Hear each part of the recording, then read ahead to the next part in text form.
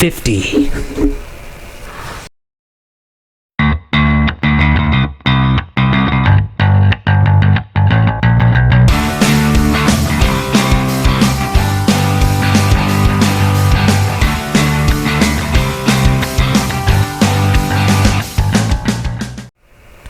Hello, good afternoon. Welcome to Ham Radio 2.0, live from the Ham Shack. My name is Jason. I'm KC5HWB. This will be episode 50. So 50 episodes into the series and a whole long list of new episodes upcoming. I've probably got enough to do about 20 more episodes. And that's just stuff that I have setting around here, different ideas I have. I've wrote down everything. I keep a notepad of everything I think, I want to do this, I want to do this, I want to do this. So I have a notepad written down of different things I want to do, different new radios when they come out, new testing of equipment, how-to videos. I got some how-to program videos upcoming. Of course, we're going to go back. I found out just a couple weeks ago I will be returning to Costa Rica this year. We're going to go in October, towards the end of October, and I will be doing DXpedition to Costa Rica again this year. So if you didn't catch that video last year, go back, go to Live from the Ham Shack, I'm speaking too fast. Go to livefromthehamshack.tv and scroll through my 50 episodes. I think the one from Costa Rica is like 25, something like that, somewhere in there. Between 20 and 30, somewhere in there. I don't remember exactly the number. But I guess I should get a list and keep it here in front of me. I have a list, but it's not right here in front of me right now, so I don't know exactly what is what. I'll pull my laptop down here and tell you exactly where it is. Working on a new deal to get screen capture where I can pan back and forth between the camera right here and the screen as well. So I'm working on that. Working on a few things. That's one of the things I'm working on. The video editing software that I'm using is pretty good as far as being able to capture and edit from multiple streams all at the same time. Episode 25. Okay. Episode 25. I was right. Episode 25 is my DXpedition to Costa Rica, which took place in November of 2015. It was my first time to Costa Rica, my first time on a DXpedition, period. And I went with a group of guys from the NetArc Club. NetArc is NETARC. It's the Northeast Tarrant Amateur Radio Club. They went down there. They've been down there 3 or 4 years in a row. And last year, like I said, was the first year that I attended. And man, that was a blast. That was an absolute blast. I loved it. So this year I'm going to be going and taking a few more items. I'm going to be asking for sponsors as far as equipment goes. So if you are a manufacturer of an antenna, antenna analyzer, shoot, even a radio, really, I'll probably just take my 706 Mark II-G again. I might take some QRP rigs as well, some of those LNR Precision QRP rigs that I've been talking about. I might take some of those. I don't know yet. So Chris, W6HFP from Buddy Pole, Chris Drummond, he went down there with us last year. Probably going to see him again this year. He hasn't confirmed 100% yet, but hopefully be able to see him again this year, and he'll bring some antennas also. But I like to kind of change it up a bit and try some new stuff. So if you would like to see your product displayed in Costa Rica on DXpedition and then posted to YouTube on this series, hit me up. So looking forward to that. So that's going to be a fun trip. But anyway, so that's one of the 20 episodes I have upcoming. I'll be attending some ham fests in July and recording forums at several ham fests in July. I don't really count forums as part of that 20 that I have planned. So those are in addition to, because a lot of Hamfests, they don't have their forum schedule up very early, so it's kind of hard to plan until you kind of get down to the wire, and then you see, oh, they're doing this forum here, they're doing this forum here. So I don't know what's going on where sometimes, but got a lot of episodes upcoming. I've probably got enough, like I said, this is 50, and I've probably got plenty to last me until 70-ish right now. But I come up with newest stuff all the time, so by the time I get to 70, I'll probably have 20 or 30 more planned that are on the books. So I'm going to push forward, so I'm looking really forward to getting up there and hitting the triple digits and moving forward, seeing where this goes.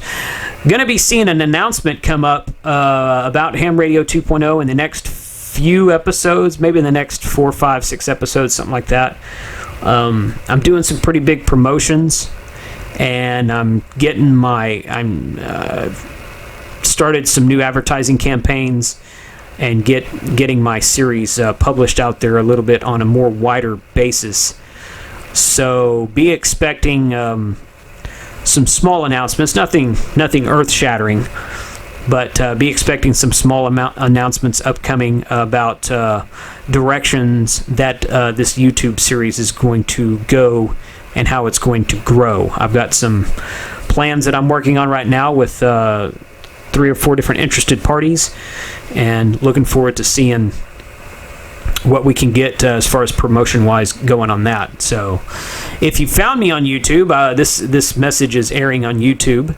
This series is posted on YouTube, but my website, where it lists all the episodes, is livefromthehamshack.tv, and there's 50 episodes up as at the time that this one will air. So if you go back and watch my first episode and then watch number 50, you'll see how well it's progressed. The first one was pretty low budget, and I'm not heavily invested right now. I could have a lot more invested right now than what I even do here. But I have upgraded. I got some better lighting, better cameras, better microphones, that kind of thing. I did buy a Heil microphone this week. I haven't received it yet. I'm waiting for it to arrive. It's one of the what do you call them, the wider body microphones. It's like this one. This is just a little podcast mic. It's not a very expensive mic. It works fine, but it pulls in a lot of ambient noise. It's what's called a condenser mic. So the Heil mic that I've got, which I think, gosh, what was the number on that? I can't remember what the number on it is right now. I'll show it to you probably the next episode when I've actually got it. And it's a dynamic carotid mic, whatever that means. So it's basically, it focuses in on the signal right here instead of drawing in signal from all around you. So it ought to be a lot better sound. Of course, it's a Heil mic, which is always good. So I'm looking forward to upgrading that shortly. Some new things like that upcoming. So that's enough blabbing about Ham Radio 2.0. Thank you for those who have subscribed. I'm almost at 2,000 subscribers, just shy of 2,000 subscribers on YouTube. If you go out to YouTube and subscribe to me, you can contribute to the count. I think I'm about 1890 right now, something like that. But I gain between 45 and 55 new subscribers on YouTube every week. For 2016, I look back at my numbers for 2016. Since January of 2016, I've gained about between 45 and, I think the average was like 48 or 49. It was between 45 and 50, between 45 and 55, but mostly on the 45 to 47 side, making the average around 48, 49, something like that, every week on YouTube. And I lose subscribers every now and then too. I guess people decide they don't want to watch Ham Radio 2.0 or Ham Radio videos anymore. Or maybe I'm not talking about the subjects they want, or maybe I'm talking too much about DMR. I don't know. But I got some Fusion videos upcoming right here. My Wires Xbox. I've got a story about that thing, which I will share in an upcoming video, probably episode 52, maybe 53, something like that. We'll see. I don't know the numbers yet. I've got everything written. Like I said, I've got everything written down, but I don't have the numbers. Kind of fall where they fall due to what. If I get a new radio out, like this video here is going to be about the Icom IC-7300. So if new, which isn't really new, but it's new enough, new for me. I've never reviewed it, so I'm looking forward to hooking that thing up and trying it out. But you know, I just got a hold of one. In fact, I'm going to sell it. You guys, if you're watching this video and you're interested in buying this radio at a little bit of a discount, it's brand new in the box. You're going to watch me open it. All the warranty paperwork's intact. You'll watch me power it up, do some testing on it, maybe make a couple of QSOs on it, and box it back up. And I'm going to sell it for they're about $14.99 right now, wherever you go. HRO, Main Trading Company, Universal Radio, they all have them for about $14.99. You might be able to find them a little bit cheaper at a Hamfest. They were all $14.99 at Dayton, and they were $14.99 at Hamcom. So right now, since the radio's so new, and they're selling like hotcakes, man. So I don't think that they're going to come down in price right now until the sales start to slow down on them, which I'm told is still pretty steady. But I'll probably be letting this one go for about $14.50, $14.60, something like that. And if you live in the Dallas-Fort Worth area, I'll deliver it to you for free. If you live elsewhere, then try to work out something with shipping on you and see. But whoever wants, first come, first serve. As soon as this thing unboxes, box it back up. I wish I could keep it, but I don't want to have the $1,450 tied up in it right now. So probably going to sell it. Probably going to box it back up. Or I am going to box it back up. I am going to sell it. So if you're watching this video and you're interested, shoot me an email. Hit me up on Facebook. Hit me up on Twitter. And let me know you're interested in this radio. You want to take a look at it before you buy it. If you're local to me, that's fine. No problem at all. But this radio is brand new right now. And it's only going to be open and used for some short operation during this video. So that's enough about that. Icom's IC-7300. I don't understand, on a side note here, I don't understand why Icom's changed their numbering scheme. The IC-706 Mark II-G, which was the 706 series, the Mark II, the original 706 was HF. The 706 Mark II incorporated 2 meters, and the 706 Mark II-G incorporated 2 meters and 440. And they had a really cool thing going with that line of radios. The 706 Mark II-G, which incorporates all mode, 2 meter 440. Man, you find those things at Hamfest, people are still getting $600 to $700 for them. I say they're getting that. That's what they're priced at. I don't know if they're selling. If they're in like pristine condition, you can get that for it. If they're beat up, then some people are trying to get $6.5 for one that looks like it was rolled down a flight of stairs, and I wouldn't pay that much for them.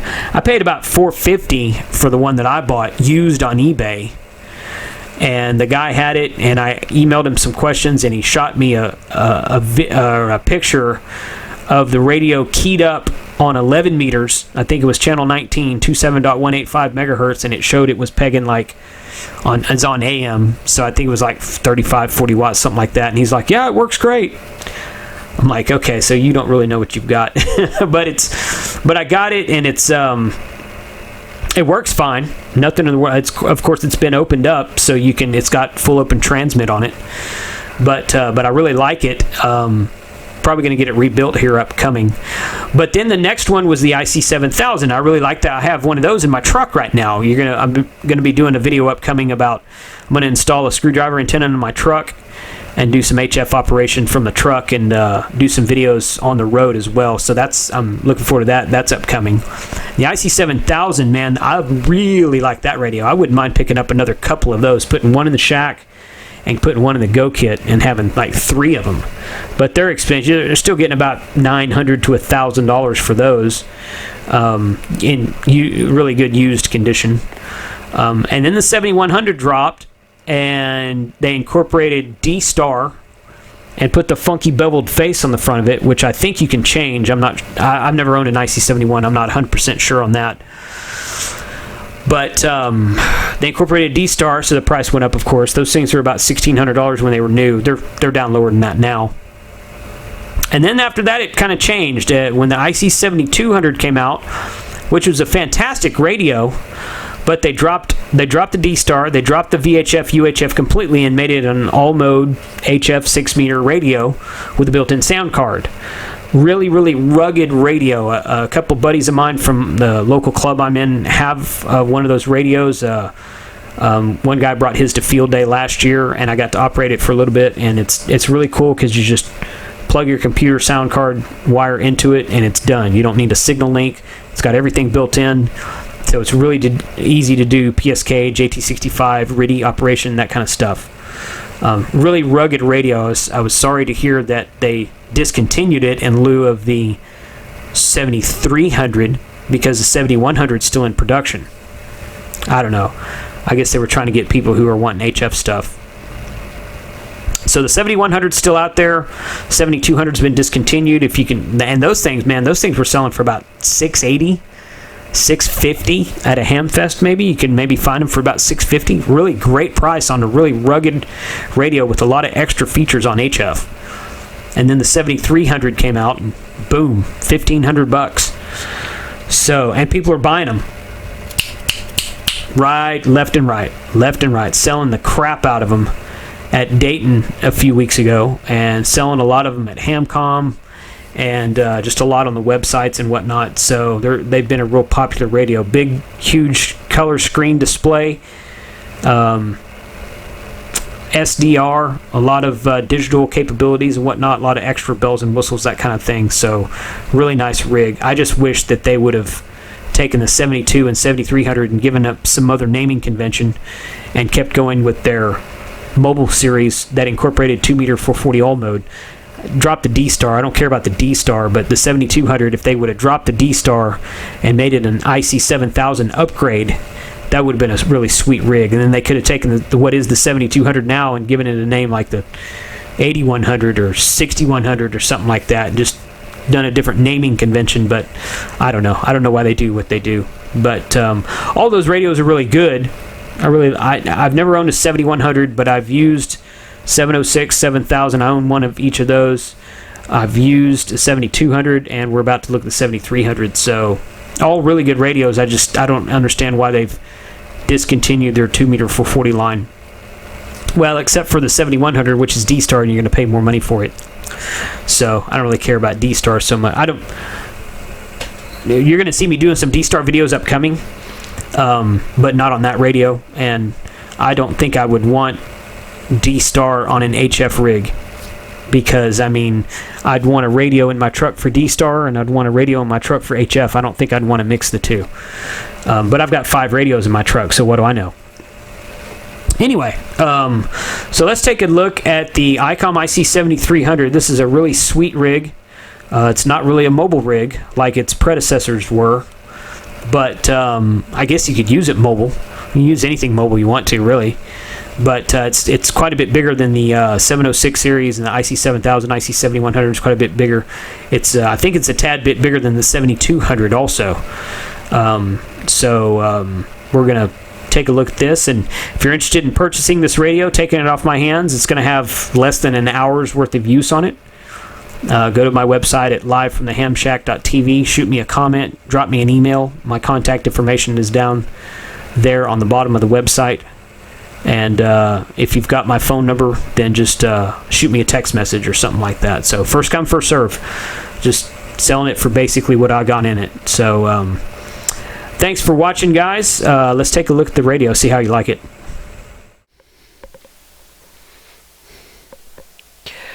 Alright, as you can see, this is a brand new Icom IC-7300.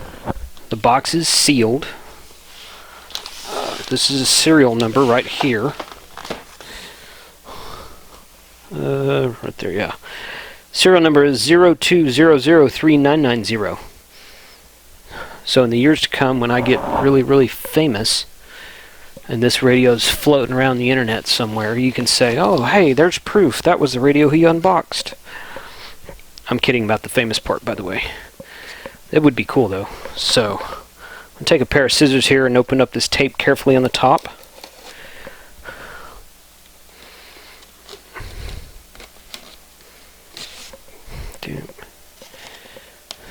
Sometimes I have people email me, and they'll say, what do you spend time unboxing for? Just open it up and use it, and then do the review. Well, I've had more people email me and say, hey, the unboxing videos are pretty cool. A lot more people do that than say, unboxing's a waste of time. Here's a instruction manual on CD. That's a new thing they're doing now. So, this camera is probably too close, so let me move this back a touch. There. Okay. See my soda sitting over here. And here's the box, obviously. This guy right here. Accessory kit. Mostly for this one, since I'm going to be selling this radio, I want you to see that it's actually brand new in the box. But I also enjoy the unboxing videos. That's something I just like doing myself.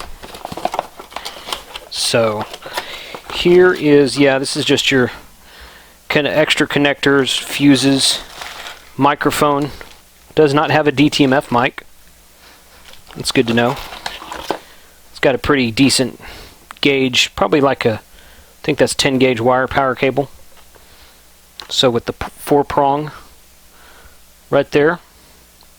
So if you go get an external power cable from the guys down at Quicksilver Radio, which I bought one that went into power poles for my truck from IC-7000, works perfectly. Tell them, if you go buy something from Quicksilver Radio, tell them that you were referred by Ham Radio 2.0. So let's take this thing out of here. This is the radio here. In the packaging, it's got some bumpers here at the end with styrofoam. It's in a bag with some cellophane wrap around it. So, yeah, this comes out here. Oh boy, okay. Uh-oh. Now, this is proof that I'm not going to drop it. I could drop it and say, hey, somebody buy it. No. Okay, so it's taped up like that right there. So I'm going to neatly undo this tape so as not to tear the plastic around the radio. So I'm going to box it back up exactly the way that it was.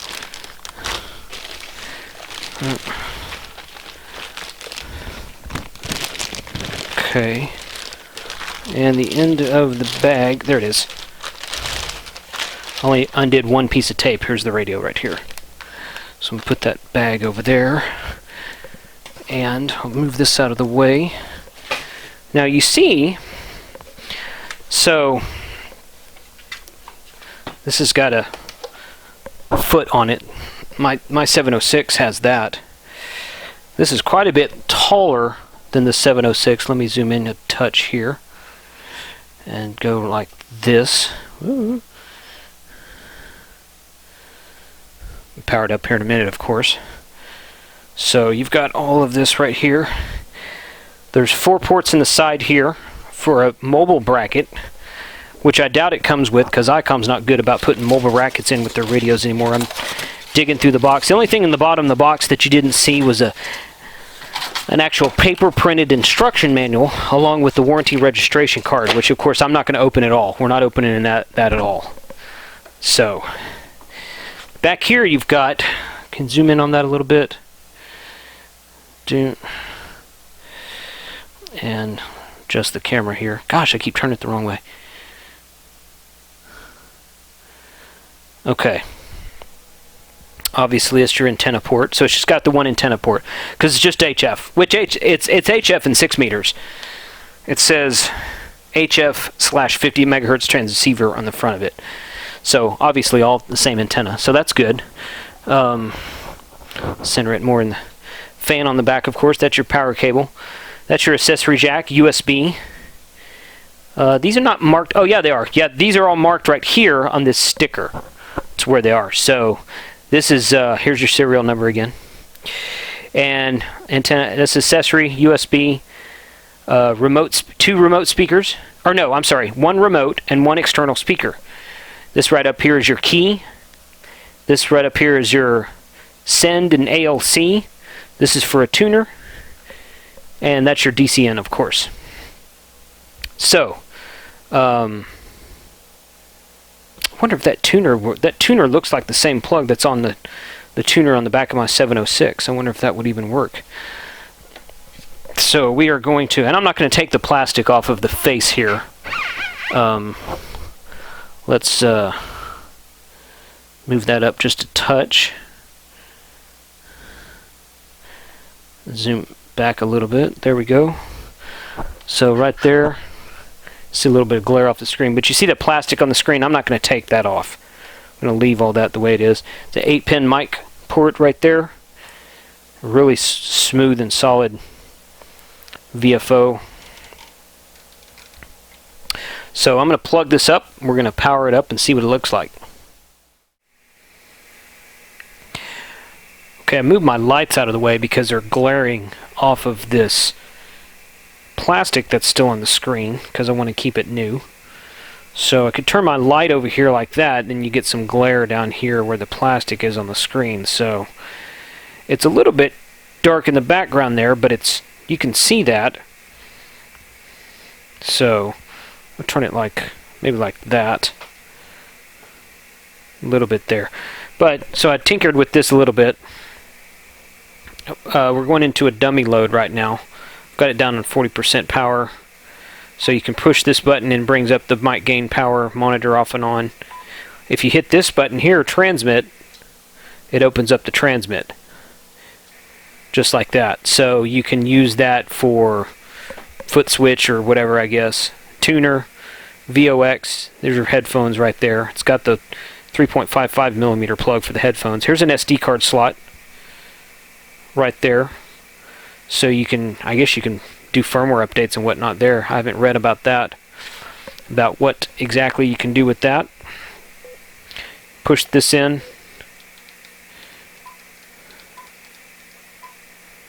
Little adjustment there. This knob here does not push in. Noise blanker. Some of your filtering. It's got a notch filter there. Preamp. 2 preamps. So this is the cool thing right here. You gotta, and it is touchscreen. So, and it took me a minute to figure this out. In order to change bands, touch the screen there and go to 12 meters. Touch the screen and go to 10 meters. 6 meters. And back to 40. So that's kind of neat. Turn it up here to 2.5, somewhere in the band. 2.5. Again, we're going into a dummy load right now. I'm not really transmitting. I'm down on low power. I don't really want to do a power test on it. I don't think that my current, well, I don't want to do a full power test on it. I don't think my current power supply will handle 100 watts on a full power test. So, but that's not really the objective here anyway. Menu, it's got a spectrum scope in there. That's kind of neat. 1, 2, 3. Hello, testing. 1, 2, and 3. That's kind of neat. You can change it there. 1, 2, 3. 1, 2, 3. Test. 1, 2, 3. That's kind of cool. And you can turn the scope off. Go into menu. This is kind of neat. I like this here. You got a dB level here and like a waterfall over here. Hello. Hello. 1, 2, 3. Hello. Hello. 1, 2, 3. That's really neat. I like that. And presumably, if we were hooked up to a real antenna, it would be showing more activity on this waterfall and whatnot. So you can adjust the levels on it right there. It's all touchscreen like that. Hold. For some reason, you'd want to do that here. It's got a SWR meter. You can see it's flat right there. I keyed this up a minute ago. Audio. 1, 2, 3. Testing. 1, 2, 3. 1, 2, 3. 1.5 flat all the way from 7.230, 7.270. Again, that's because we're going into a 50 ohm dummy load. So I'm 1.5 flat the whole way. Let's see. Here's your functions with some filters in here you can mess with. AGC mid, low, fast. Turn your notch filter off and on. Different settings for the notch filter. That kind of thing. Quick menu, you can I think that looks like that's almost a custom menu you can set. Exit wipes it out.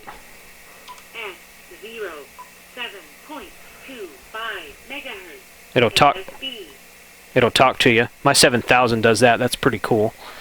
Your split functions are up here. AB VFO. You can work split. Go to VFO in memory. It's got a RIT on it. Go up and down on the RIT. Go in there and change modes. You can go to single sideband, CW, RIDI, AM, FM, and data. It'll let you do FM on 40 meters. Why would you want to do FM on 40 meters? I don't know, but it'll do it. Well, I didn't try to transmit. Let's try to transmit and see what happens. Yeah, transmits. 40 watts, about 38 watts on FM on 40% power. So that's kind of neat. XFC button right there. I'm not sure what that is, but anyway, that's the menus to go through it. So it's fairly simple, actually. It took me less time to figure this out. I mean, obviously I haven't gone through everything yet, but it took me more time to figure out the IC-7000 than it did just the picking at this one for, you know, 5 or 6 minutes or so, something like that. So kind of a neat looking radio. I'd love to keep it, but like I said, I need the $1,400 back. So let's hook it up and see if we can make any QSOs on it.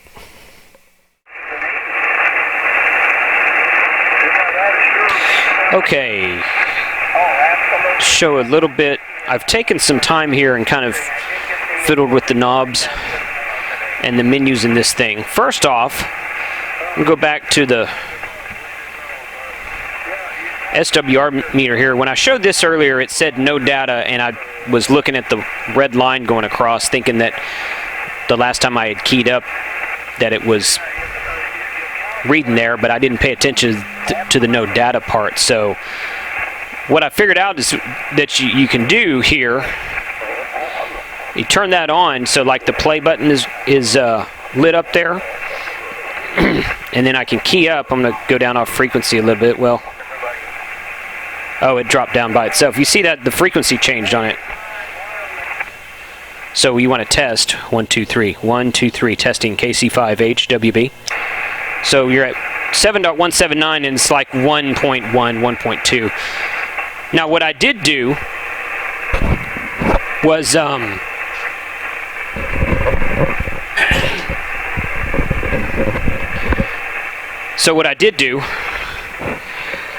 I connected. I was getting a little bit of high SWR around 1.7, 1.8, maybe touching 2.0 there for a couple of frequencies. So what I did do was I put my LDG tuner on it.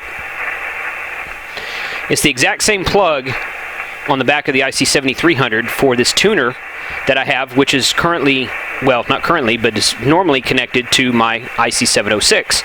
So the 706, 7000 have the same plug, and as a result of the testing here, so does the 7300. So if you have a tuner with an interface for an Icom 706 or an Icom 7000, then your tuner will interface with the IC-7300. So that's a good tidbit of information there.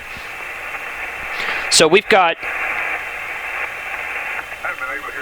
good SWR now that I've got my tuner on. It's down below the 1.5 where we wanted to see it. And then I'll go back in here to, if I go to meter, then you can see this also. We drop down here. And when I key up, you can see what the SWR is on the meter while I'm talking. Testing 1, 2, 3 from KC5H WB. Testing 1, 2, 3. So you see your this meter here, which is how many amps I think it's drawing. That's your S meter. Oops. I didn't mean to touch it. There we go. ALC, comp, and SWR meter all in one screen there. So while this one right here, no, not that one. Audio. While this one right here is probably the coolest looking meter, I could probably see myself using this meter more often just because of its, you know, you still got your S meter. We got S6, jumping between S6 and X7 noise right now. So it's about 5:30 in the afternoon. So 40 meters hasn't opened up all the way, but there's some activity on there. This is the good old boys net going on right here. I just talked to senior point plug on the phone. He had to run across town, but he said he'd be back, so go ahead and turn it to him. I got a lot more. Let me see if I can find some more activity up here somewhere.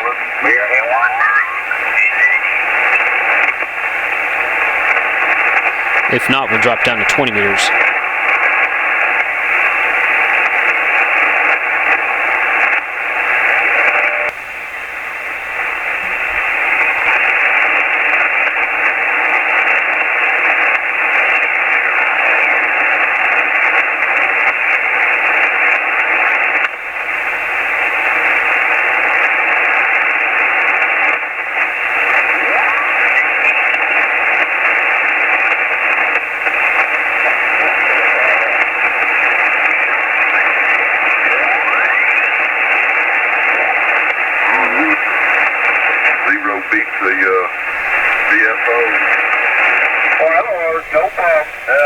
But I can tell you something happened.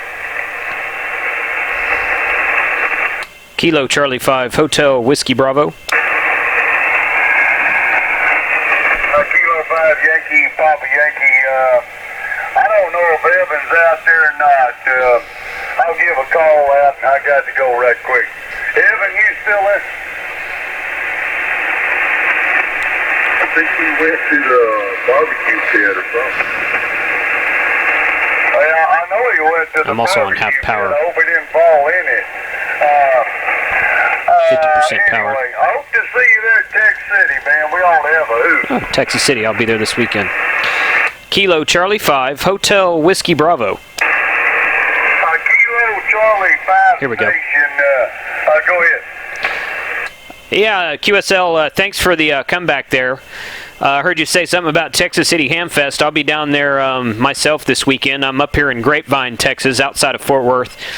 Just doing a little bit of testing on an IC-7300 here, looking to see what kind of audio report you can give me. Well, it's not good for me. I'm getting all that static crashes from up there in Kansas. They've been having some bad weather, but I can hear you, but you're right in there with the static crashes. Over.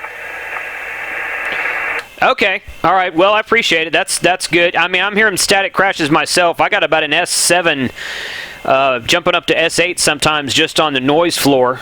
You're coming in there about, I don't know, probably about 10 over S9, something like that. So you got a really good strong signal coming in here to Grapevine.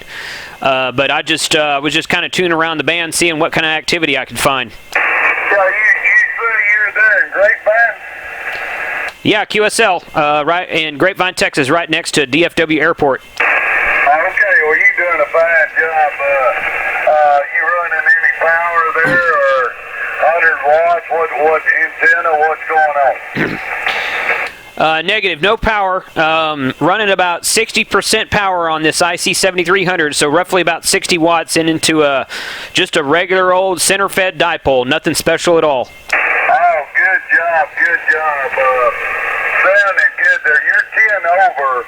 I'm down now I'm 10 over. Houston, about 25 miles.